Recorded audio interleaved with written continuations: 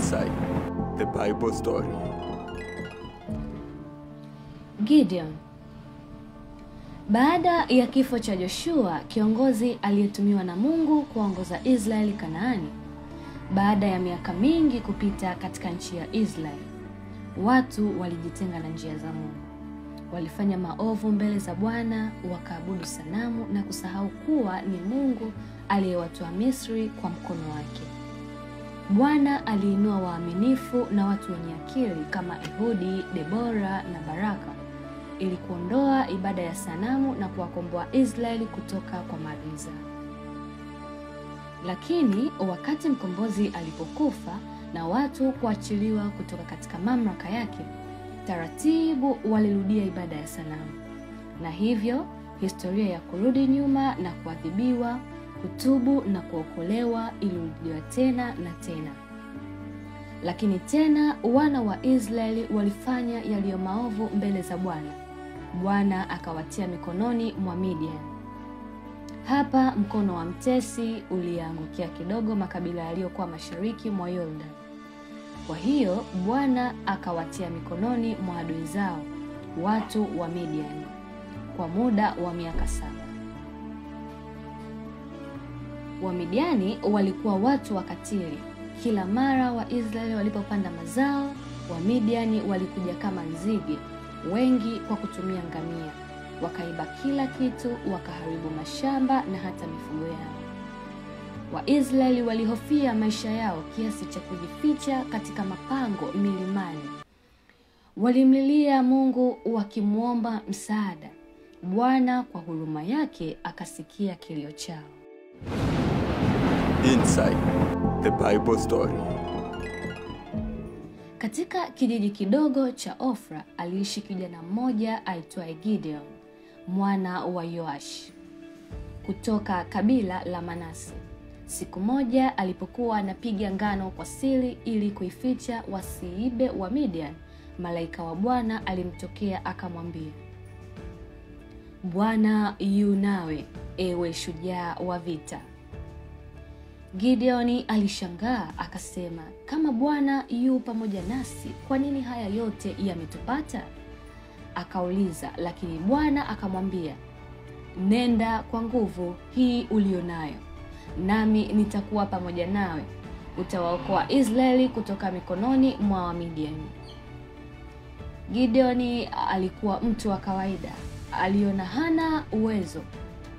Mimi ni mdogo katika nyumba ya baba yangu na kabila letu ni dogo, alisema, lakini Mungu alimhakikishia, hakika nitakuwa pamoja nawe. Gideoni alitaka ishara ili ajue kama anayezungumza naye ni malaika wa agano.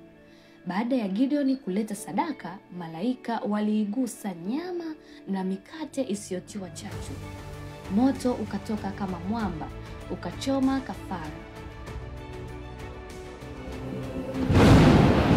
Inside the Bible Story.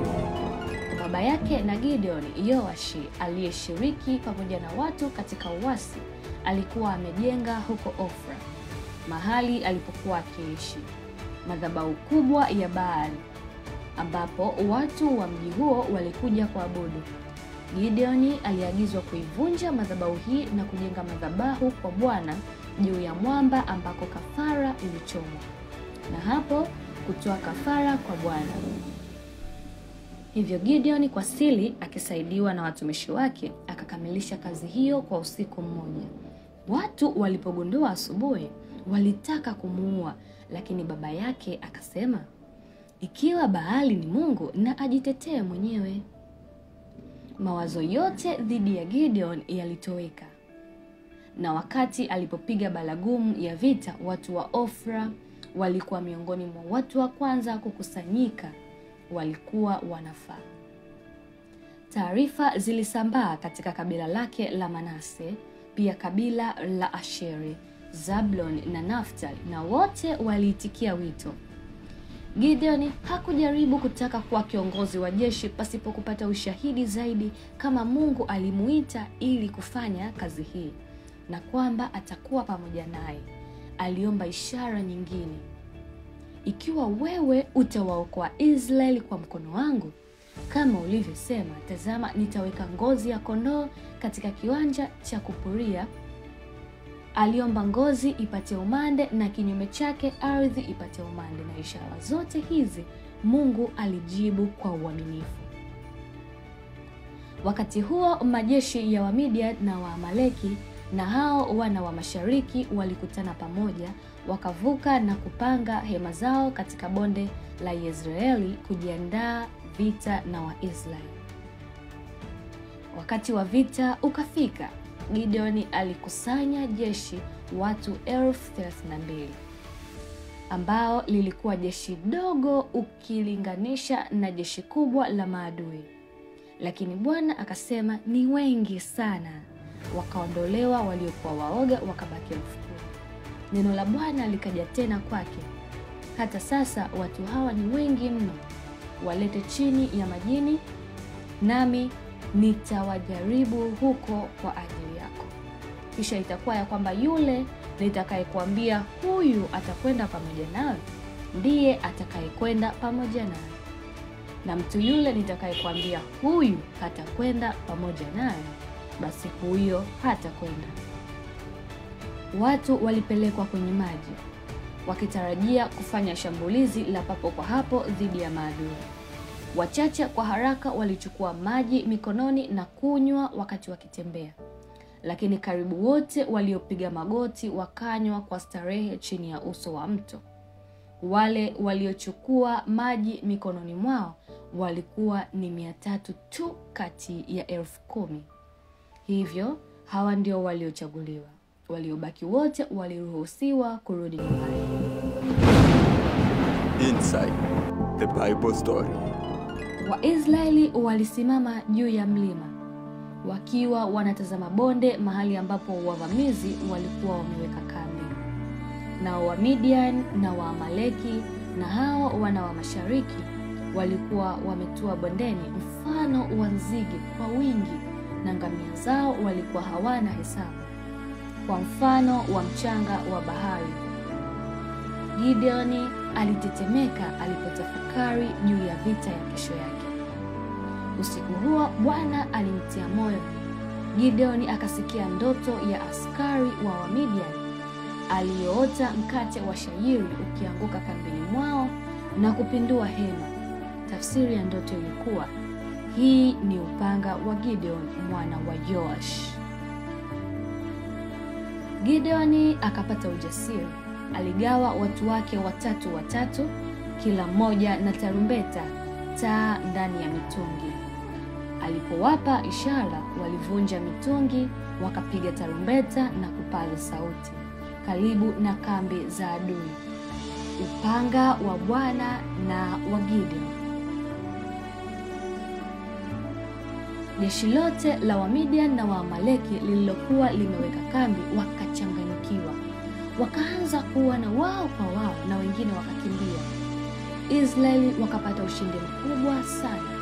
Gideon aliwakamata pia wakuu wa Midian, Oreb na Zeb, na baadaye wafalme wao Zebahu na Salmona, na kuwaua.